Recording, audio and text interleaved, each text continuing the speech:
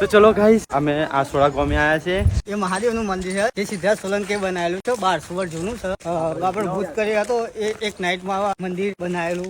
જ્યાં અંદર જે ભોયરું છે ને એ પાટણ ફૂટતું, પણ અત્યારે તે ખંડિત થવાથી ભોયરું પૂરી દેવામાં આવ્યું. જોઈ લે મંદિર.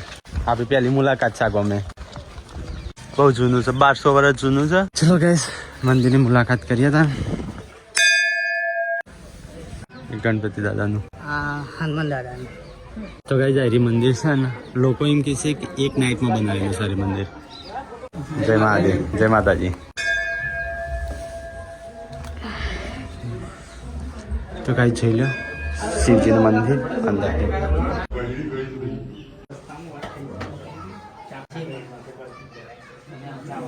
તો ગાઈસ જો કોતરણી આઈમાં જ રહેતું. કોતરણી તો જ દેખાય ને. તો કઈ મમ્મીને આયા દર્શન કરવા.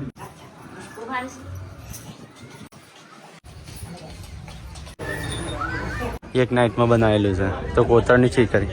તો કઈ મમ્મીને દર્શન કરીને આવ્યો. ચલો આપણે રાઉન્ડ મારતી મંદિરના. ત્યાં ખાસી તૂટી ગઈ છે. ઠંડી આવું છો.